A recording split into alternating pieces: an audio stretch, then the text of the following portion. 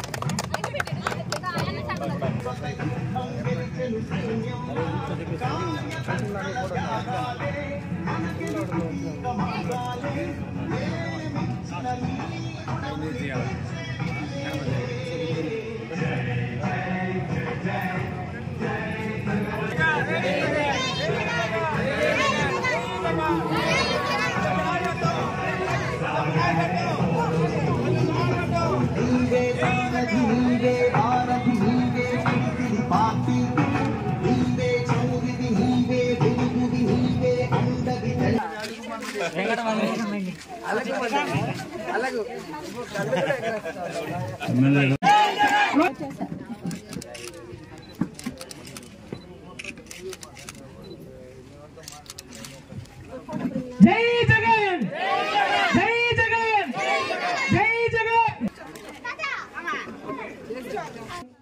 ప్రజల జీవితాలని పేదరికం నుంచి ఏ విధంగా బయటకు తీసుకురావాలి, ఇంకా ఏమేమి మార్పులు కావాలని ఎంతో ఇన్నోవేటివ్గా ఆలోచించి ప్రజల కోసమే వాలంటీర్ వ్యవస్థని, సచివాలయానికి ఇంటి దగ్గరికే సంక్షేమ పథకాలు అందే విధంగా ప్రతి ఒక్క ఇంటికి సంక్షేమ పథకాలని చేరవేసిన ఘనత మన జగన్ అన్నది. ఇలాంటి సంక్షేమ పథకాలు మళ్ళీ మనకు అందాలి, ప్రజలందరికీ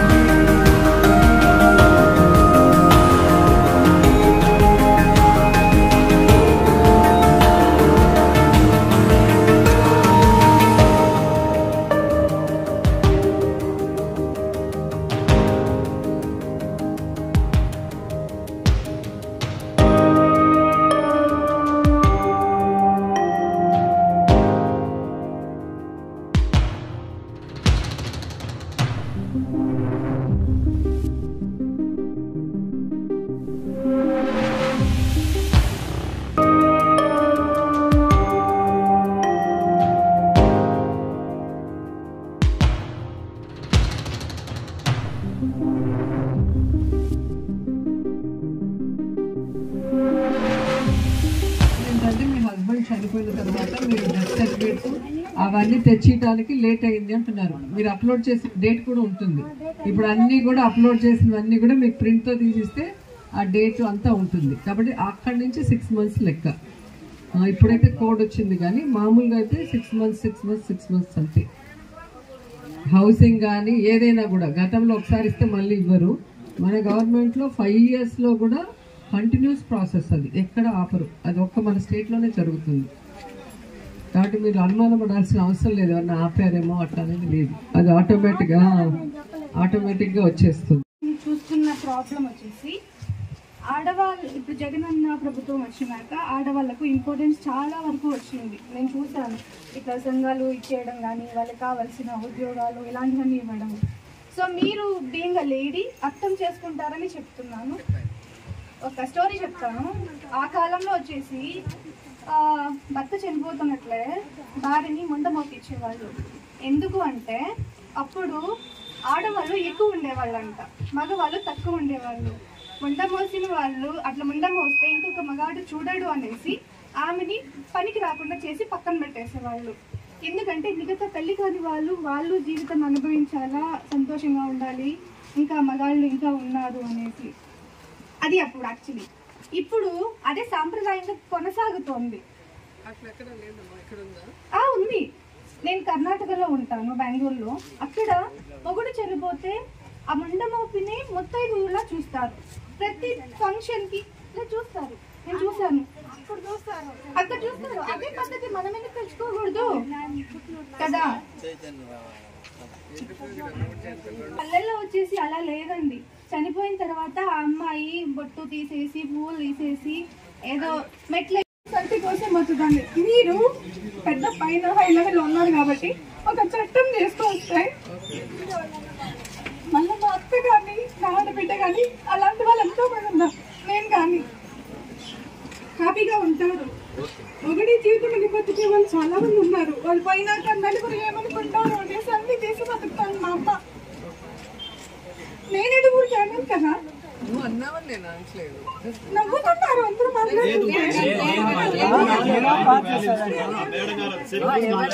ఒకవేళ మీకు ఇక్కడ ఏదైనా ఇన్సిడెంట్ జరిగింది అంటే పేరు చెప్తే మనం మాట్లాడతాం. మా అమ్మే మేడం. ఎవరో వద్దు, మా అమ్మని. ఇక్కడ ఉంటారా? లేదు, తను బెంగళూరులోనే ఉంటారు. ఓకే. అక్కడ బెంగళూరులో జరిగిందా ఇన్సిడెంట్? ఇక్కడ జరిగిందా? మా ఊళ్ళో అనంతపురం మాది, అక్కడ జరిగింది. అలాంటిది మీరు కూడాను జగనన్న మీరు చాలా క్లోజ్ కదా, ఒక చట్టాలు తెచ్చేది మీకు తెలుసు ప్రాసెస్ ఏంటి అనేసి. అలాంటిది ఒకటి తీసుకొస్తే మీకు మంచిదే కదా. ఇప్పుడు అవును, మీకు మంచిది మాకు మంచిది అవుతుంది. ఆడవాళ్ళు ఇంకా ఎదుగుతారు ఇంకా అట్లాంటి విషయాల్లో. కొన్ని మూఢనమ్మకాన్ని వెనుక పెట్టాయనేసి నేను ఒక ఉద్దేశంతో నేను మీకు చెప్పాను. పాలిటీషియన్ తో ఎప్పుడు మాట్లాడింది లేదు, కానీ మీరు ఒక సెలబ్రిటీ, ఒక అమ్మాయి కాబట్టి అర్థం చేసుకుంటారనేసి నేను చెప్పాను. మా హస్బెండ్ వాళ్ళ నాన్న చనిపోయారు. మా అత్తయ్యకి బొట్టు తీయలేదు. మా ఆయన ఇప్పటికి కూడా పెట్టుకుంటారు.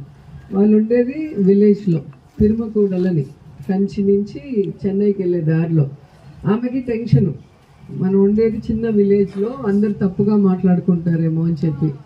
దాంతో మా ఆయన చెప్పారు, ఎవడో మాట్లాడుకుంటే నీకేంటి, నీకు మీ మమ్మీ డాడీ ఇచ్చింది బొట్టు పూలు, అవన్నీ నువ్వు తీనవసలేదు అని చెప్పి స్ట్రిక్ట్గా తీనీలేదు. ఆమె టెన్షన్గానే ఉంది కానీ తీనిలా.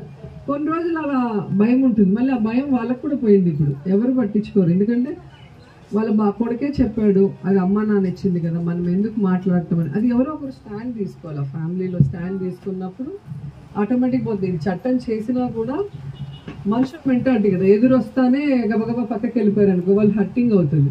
అది చట్టం చేసినా కూడా మళ్ళీ ఎవరెవరు కంప్లైంట్ చేస్తేనే వాళ్ళ మీద కేసు అవుతుంది. అర్థమవుతుందా? చట్టం మనం చేసినా దాన్ని ఇంప్లిమెంట్ చేయటం అనేది మళ్ళీ ప్రజల చేతిలోనే ఉంటుంది. సో మనం సొసైటీలో మార్పు తీసుకురావాలి.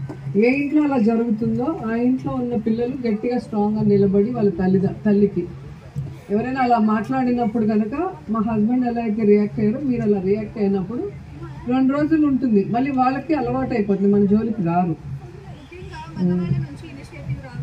మగవాళ్ళే ఇక్కడ ముందర వచ్చేసి ముంట మోపిస్తున్నారు. అది ఆడ విషయం. ఆడవాళ్ళకి ఎవరికి ఎందుకంటే గతంలో మీరు చూస్తే గుండు కొట్టి క్లాత్ ఇక్కడ వరకు వేసేసి తెల్ల కొట్టు పెట్టేవారు. ఇప్పుడు అది ఎక్కడా ఉండదు, మనం చూస్తే ఎక్కడా లేదు అది. ఇంకా మీకు లోకల్గా ఏమన్నా ప్రాబ్లం ఉంటే అక్కడికక్కడ సాల్వ్ చేసుకోవాలి, కానీ మనకి ఇంతవరకు ఇలాంటి ప్రాబ్లం ఎదురు కాలేదు. కాబట్టి అట్లా కావాలంటే మేము మాట్లాడతాం సార్తో, నాకేం ఇబ్బంది లేదు. కానీ సొసైటీలో చేంజ్ రావాలి. ఫస్ట్ మీరు తీసుకురండి మేడం, తర్వాత ఆటోమేటిక్ అవే వస్తాయి. ఓకే ఓకే గారు, ప్రతి పేదవాడి కుటుంబానికి సంక్షేమాన్ని అందిస్తూ, వారి పిల్లలకి చక్కటి చదువును అందిస్తూ, వారి కుటుంబానికి ఆరోగ్యశ్రీ ద్వారా, ఆరోగ్య సురక్ష ద్వారా నేను మీకు అండగా ఉంటాను అని చెప్పి ఆయన చేస్తున్న విధానం అన్ని రాష్ట్రాల ముఖ్యమంత్రులు కూడా ఈరోజు ఇన్స్పిరేషన్గా తీసుకొని ముందుకు వెళ్తున్నారన్న విషయం మీరు గమనించాలి. ఈరోజు మనకి 17 మంది ముఖ్యమంత్రులు ఈ రాష్ట్రాన్ని పరిపాలించారు.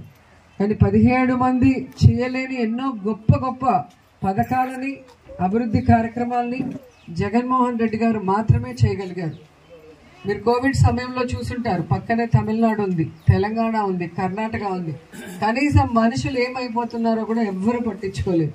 ఎవరికి టెస్టింగ్లు చేయలేదు ఫ్రీ ఆఫ్ కాస్ట్, ఎవరికి వ్యాక్సినేషన్ లేదు, ఎవరికి కోవిడ్ సెంటర్ లేదు. ఒక ఏపీలోనే కోవిడ్ సెంటర్లు పెట్టి ఏ విధంగా టెస్టింగ్లు ఇంటింటికి వచ్చి చేశారు. మీకు వాలంటీర్స్తో పాటు ఏఎన్ఎంలు, ఆశా వర్కర్లు వచ్చి ఇంటింటికి మీకు చేసి, వచ్చిన వాళ్ళని కోవిడ్ సెంటర్లో పెట్టి వారికి పౌష్టికమైన ఆహారాన్ని, మెడిసిన్స్ ఇవ్వటమే కాకుండా ఆ తర్వాత అందరికీ కూడా వ్యాక్సినేషన్లు ఫ్రీ ఆఫ్ కాస్ట్తో వేసి ఏ విధంగా మనల్ని కాపాడుకున్నారో మీరు అందరూ కూడా గమనించారు.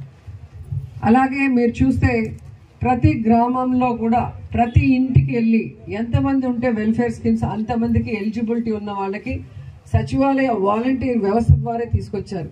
గతంలో అయితే మండల ఆఫీసుల చుట్టూ తిరగాలి, లేదా నియోజకవర్గ స్థాయి నగరికి వచ్చి మీరు తిరగాల్సిన పరిస్థితి ఉండేది. కానీ ఈరోజు మీ ఇంటికే వచ్చి మీరు ఏ సంక్షేమ పథకానికి అర్హుల్లో తెలుసుకొని మీ దగ్గర పేపర్స్ కలెక్ట్ చేసుకుని అక్కడే అప్లోడ్ చేసి అన్నీ కూడా మీ గడప వద్దకే తీసుకొస్తున్న ఘనత జగనన్నకే దక్కింది. ఈరోజు ఇలాంటి చిన్న చిన్న ప్రాబ్లమ్స్ కూడా అది ఇక్కడ లోకల్ ప్రాబ్లమ్స్. ఇప్పుడు శ్మశానానికి దారి అంటే పట్టా ల్యాండ్, ప్రభుత్వం డబ్బులు ఇస్తుంది కానీ పట్టా ల్యాండ్ని ఎవరు ఓనర్సో ఒకసారి గ్రామస్తులు మాట్లాడినా ఓకే, లేదా మాకు నెంబర్స్ ఇచ్చినా మేము మాట్లాడి చూస్తాం. వాంటెడ్గా ఇవ్వకుండా ప్రాబ్లం చేసే వాళ్ళు కొంతమంది ఉంటారు. కానీ గ్రామం కోసం మంచి మనసుతో డబ్బులు ఇస్తున్నారు కదా ఇచ్చేద్దాంలే కొంచెం ప్లేసే అనుకునే వాళ్ళు కూడా ఉంటారు. So will try for that. అది కాకుండా ఇప్పుడు ఏదైతే ఆక్యుపై చేసుకొని పంచాయతీ రోడ్డు అంటున్నారో, ఆక్యుపై చేసుకుంటే దాన్ని మనము కలెక్టర్ చెప్పి, జేసీకి చెప్పి, వాళ్ళని రమ్మని చెప్పి, సర్వేయర్ని చెప్పి మార్కింగ్ చేసి కావాలంటే మనం దారి వేసుకోవచ్చు, దానికైతే ప్రాబ్లమే లేదు. మూడోది వాటర్ అంటున్నారు. సో మనకున్న వాటర్ ఉప్పు నీళ్లు కాబట్టి మనకి తమిళనాడు బార్డర్లో అక్కడ ఉన్న ఎమ్మెల్యే గారితో మాట్లాడతాం, చంద్రన్ గారితో. వాళ్ళు ఓకే అంటే ఆ పైప్ లైన్ నుంచి లాక్కుందాం, ఒక పైప్ లైనే వెయిట్ చేస్తాం మేము, ఇంటింటికి ట్యాప్స్ వేసి. లేదు అంటే మీకు బోర్ వేసేదానికి వాళ్ళు పర్మిషన్ ఇచ్చినా కూడా బోర్ వేసి పైప్ లైన్ లాగిస్తాం. లేదు అంటే అప్పుడు ఆర్వో ప్లాంట్ గురించి ఆలోచిద్దాం. సో మీరు అడిగిన మూడింటికి ప్రాబ్లమ్స్లో 2 సాల్వ్ చేయగలిగింది. ఒకటైతే కొంచెం టఫ్, ట్రై చేస్తాం. ప్రకాష్ని పెట్టుకొని మాట్లాడతాను నేను కూడా, తనకు కూడా తెలియాలి కదా. సో మీకు కూడా తెలుస్తుంది, అర్థమవుతుంది, కూర్చోబెట్టి వాళ్ళు వచ్చినప్పుడు మాట్లాడిస్తాం. సో ఇంకేమైనా ఉన్నా కూడా ప్రభుత్వం తరఫున అయితే పార్టీలు, కులం, మతం చూడకుండా ఎలిజిబిలిటీ క్రైటీరియా, పేదవాడు అంటే చెయ్యాలన్న బాధ్యత మేమందరం కూడా జగనన్న మాటని శిరసావిస్తూ పనిచేస్తూ ముందుకు వెళ్తున్నాం. కాబట్టి ఎవరు అనుమానాలు పెట్టుకోని అవసరం లేదు, ఒకవేళ మాకేమన్నా కావాలని ఆపేశారని. అలాంటిది ఎక్కడ కూడా ఉండదు. మనకిచ్చే సర్టిఫికెట్స్లో టైం లేట్ అయితే తప్ప ఎవ్రీ 6 months ఉంటుంది. ఆ 6 months టైం వాళ్ళు అడిగితే చెప్తారు. ఏ పథకాలైనా కూడా దానికి ఎలిజిబిలిటీ వచ్చిన వాళ్ళందరినీ కూడా ఆ 6 monthsలో కలెక్ట్ చేస్తారు. కొత్తవి చేసిన తర్వాత 6 months అవగానే వాళ్ళకి ఆటోమేటిక్గా అవన్నీ వచ్చేస్తాయి. ఆసరా కానీ, చేయూత కానీ, లేదా పెన్షన్ కానీ, ఏదైనా కూడా. సో దానివల్ల మీరు ఎవరు కూడా అనుమానం పెట్టుకోని అవసరం లేదు. ఏదున్నా కూడా మా వాలంటీర్ చెప్పినా ఓకే, లేదా మీ పంచాయతీ సెక్రటరీ ఉంటారు, వాళ్ళంతా మెరిట్ బేసిస్లో వచ్చిన వాళ్ళే. ఎవరికి ఇన్ఫ్లుయెన్స్ చేసినా కూడా వాళ్ళు మారు, వాళ్ళు సర్వీస్ ఓరియంటెడ్గానే ఉంటారు. వాళ్ళ దగ్గర మీరు చెప్పినా కూడా మీ పంచాయతీ పరిధిలోనే ఉంటుంది కాబట్టి సచివాలయం, మీరు అడిగినా వాళ్ళు ఖచ్చితంగా మీకు చెప్తారు. అలా ఏదైనా అనుమానం ఉంటే నాకు మెసేజ్ చేస్తే నా నెంబర్ ఇచ్చి వెళ్తాను. ఎప్పుడు నాకు మెసేజ్ చేసినప్పుడు నేను ఇమీడియట్గా రిప్లై చేసి మీ సమస్యలు దూరం చేయడానికి రెడీగా ఉన్నానని కూడా చెప్తున్నాను. అండ్ ఈరోజు May 13th ఎలక్షన్స్ ఉన్నాయి. సో ఈ 5 years మీరు చూస్తే 30 yearsలో చేయలేని ఎన్నో అభివృద్ధి కార్యక్రమాల్ని, సంక్షేమ కార్యక్రమాల్ని ఈ 5 సంవత్సరాల కాలంలో అటు జగన్ గారి ఆశీస్సులతో మేము కూడా నియోజకవర్గాల్లో చేయటం జరిగింది. సో మరొక అవకాశం మాకు ఇస్తే మళ్ళీ 5 ఏళ్ళు మీకు సర్వీస్ని అందించడానికి మేము రెడీగా ఉన్నాం. కాబట్టి ప్రతి ఒక్కరు కూడా ఒక్కొక్కరు 2 ఓట్లు వేయాలి. ఒకటి ఎమ్మెల్యేకి, ఒకటి ఎంపీకి. ఫ్యాన్ గుర్తుకు ఓటేసి జగనన్నని నన్ను ఆశీర్వదించమని కోరుకుంటూ సెలవు తీసుకుంటున్నాను. జై జగన్, జై జై జగన్.